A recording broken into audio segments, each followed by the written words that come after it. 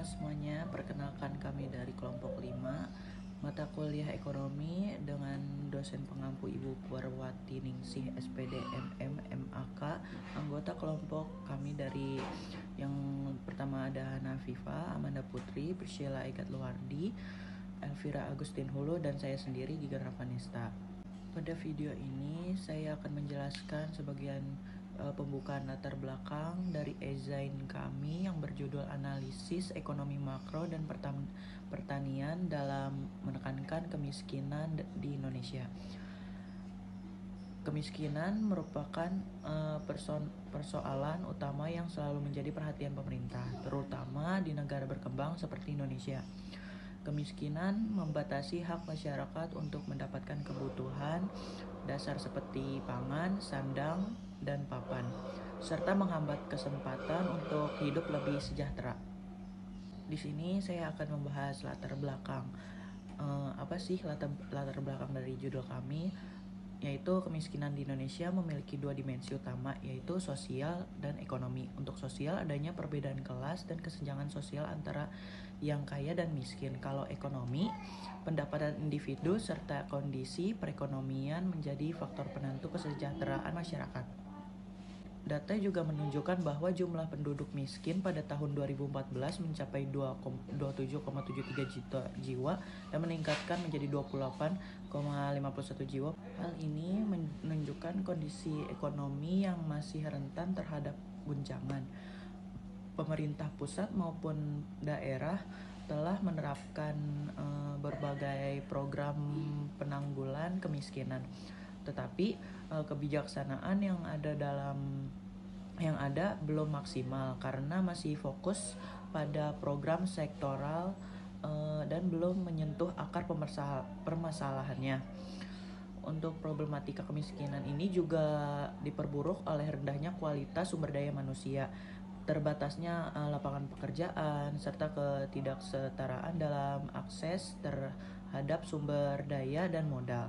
Jadi itulah yang latar belakang saya jelaskan, dan penelitian latar belakangnya. Pada bagian selanjutnya kita akan membahas rumusan masalah dan faktor-faktor penyebab kemiskinan secara lebih mendalam yang diteruskan oleh anggota kelompok saya yang lainnya. Terima kasih. Halo, di sini saya akan menjelaskan rumusan masalah dari analisis ekonomi makro dan pertanian dalam menekan kemiskinan di Indonesia. Kemiskinan membatasi akses masyarakat terhadap kebutuhan hidup. Program penanggulangan kemiskinan belum optimal dan cenderung sektoral. Terbagi dalam 3 faktor dalam rumusan masalah ini, yaitu yang pertama faktor ekonomi, pendapatan yang rendah, lapangan pekerjaan yang terbatas, pertumbuhan ekonomi yang lambat, ketimpangan ekonomi. Yang dua itu ada faktor sosial dan struktural, terdiri dari pendidikan yang rendah, kesehatan yang rendah, akses terbatas pada sumber daya, pertumbuhan penduduk, dan kebijakan kelembagaan. Yang ketiga faktor internal dan perilaku dari manusia itu sendiri, yaitu rasa malas dan juga pemborosan. Halo, saya Priscilla Gatwardi akan menjelaskan mengenai latar belakang, analisis ekonomi makro, dan pertanian dalam menekan kemiskinan di Indonesia. Kemiskinan merupakan salah satu persoalan yang menjadi pusat perhatian pemerintah, terutama di negara sedang berkembang seperti Indonesia, sehingga menjadi suatu fokus yang penting bagi pemerintah. Kemiskinan telah membatasi kesempatan masyarakat untuk mendapatkan haknya sebagai manusia untuk memperoleh akses kebutuhan hidup seperti pangan, sandang, ataupun papan. Masalah kemiskinan memilih banyak dimensi seperti halnya dimensi sosial dan dimensi ekonomi. Dimensi sosial berhubungan dengan stratifikasi sosial atau perbedaan lapisan masyarakat antara yang kaya dengan yang miskin. Sedangkan dimensi ekonomi berhubungan dengan pendapatan individu dan perekonomian suatu negara. Jumlah penduduk miskin di Indonesia pada periode 2011 sampai dengan 2019 cenderung mengalami penurunan.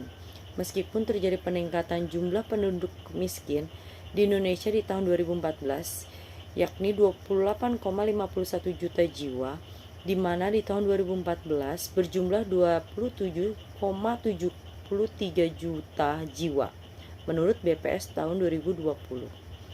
Baik pemerintah pusat maupun daerah telah berupaya dalam melaksanakan berbagai kebijakan dan program-program penanggulangan kemiskinan, namun masih jauh dari induk permasalahan. Latar belakang kemiskinan di Indonesia sangat kompleks dan mencakup faktor ekonomi, sosial, dan struktural.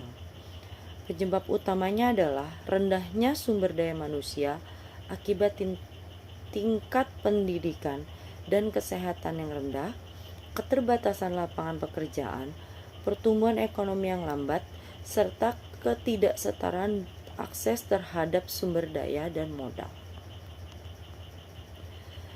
Penyebab-penyebab kemiskinan. Yang pertama, keterbatasan akses pendidikan. Pendidikan merupakan salah satu kunci untuk keluar dari lingkaran kemiskinan. Namun, masih banyak orang yang miskin yang tidak memiliki akses terhadap pendidikan berkualitas karena berbagai alasan, seperti biaya mahal, jarak sekolah yang jauh, atau keharusan untuk bekerja sejak usia dini. Akibatnya, mereka tidak memiliki keterampilan dan pengetahuan yang dibutuhkan untuk mendapatkan pekerjaan ataupun penghasilan yang layak.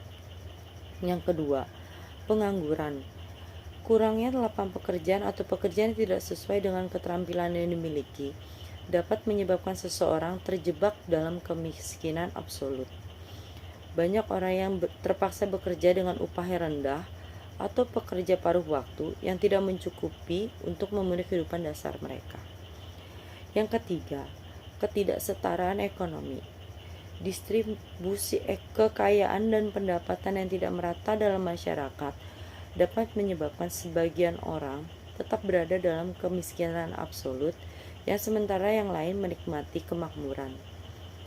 Ketidaksetaraan ini seringkali diperparah dengan kebijakan ekonomi yang tidak berpihak kepada rakyat miskin. Yang keempat, faktor geografis. Lokasi tempat tinggal dapat mempengaruhi kemiskinan seseorang mengalami kemiskinan absolut. Daerah-daerah terpencil atau kurang berkembang seringkali infrastruktur buruk, akses terbatas terhadap layanan dasar, dan peluang ekonomi yang minim. Yang kelima, bencana alam dan perubahan iklim. Bencana alam seperti banjir, kekeringan, atau gempa bumi dapat menghancurkan sebagian mata pencaharian dan aset masyarakat, mendorong mereka ke dalam kemiskinan. Perubahan iklim juga dapat berdampak terhadap sektor-sektor pertanian yang menjadi sumber penghasilan utama sebagian masyarakat miskin. Yang keenam, konflik dan ketidakstabilan politik. Perang, konflik sipil, dan ketidakstabilan politik dapat menghambat pembangunan ekonomi dan menghancurkan infrastruktur, sehingga mendorong masyarakat ke dalam kemiskinan absolut.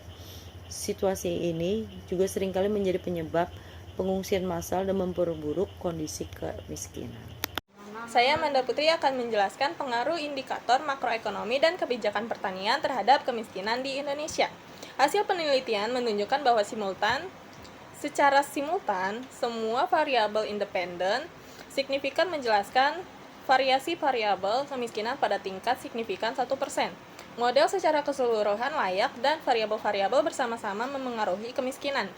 Koefisien determinasi menunjukkan bahwa model menjelaskan 91% variasi jumlah penduduk miskin. Sisanya 8% dijelaskan oleh faktor lain di luar model. Hasil uji parsial untuk setiap variabel seperti pertumbuhan ekonomi memiliki koefisien 1 juta, yang berarti bahwa kenaikan 1 poin persen pertumbuhan ekonomi terkait penurunan jumlah penduduk miskin sebesar 1 juta jiwa. Elastisitasnya adalah 0,27, menunjukkan bahwa pertumbuhan ekonomi memiliki efek negatif signifikan terhadap kemiskinan, tetapi bersifat inelastis. Selanjutnya, belanja infrastruktur memiliki koefisien 0,03 yang berarti bahwa peningkatan belanja infrastruktur menunjukkan menurunkan kemiskinan. Elastisitasnya adalah 0,09 menunjukkan bahwa efek belanja infrastruktur relatif kecil. Inflasi memiliki koefisien 300.000 yang berarti bahwa inflasi berhubungan negatif terhadap kemiskinan. Hubungan ini mungkin tidak sepenuhnya akurat karena inflasi dapat memiliki efek yang berbeda-beda di setiap ekonomi. Nilai tukar memiliki koefisien 1 juta yang berarti bahwa pelemahan rupiah berkaitan dengan peningkatan jumlah penduduk miskin.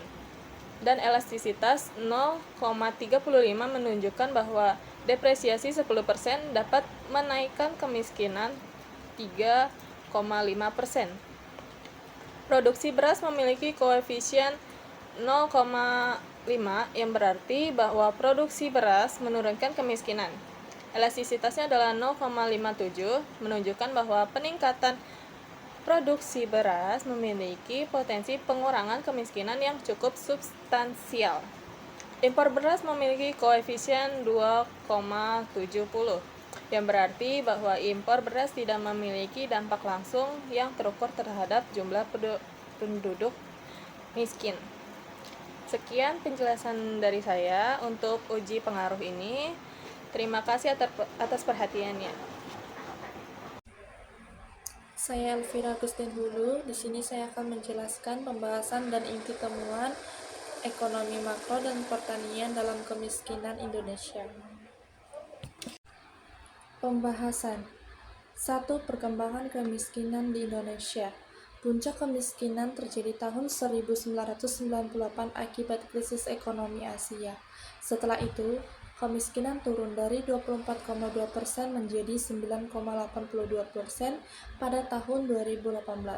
Namun, ketimpangan meningkat sehingga manfaat pertumbuhan ekonomi tidak merata. Sekitar 30% penduduk Indonesia masuk kategori miskin dan rentan miskin, sehingga goncangan ekonomi kecil atau seperti kenaikan harga pangan bisa membuat mereka jatuh miskin kembali. 2. Analisis variabel makroekonomi. A. Pertumbuhan ekonomi berpengaruh signifikan dan negatif. Elastisitas 0,27, kenaikan pertumbuhan ekonomi 10%, kemiskinan turun 2,7%. Artinya, pertumbuhan ekonomi membantu tetapi belum cukup kuat atau inelastis. B. Belanja pemerintah untuk infrastruktur.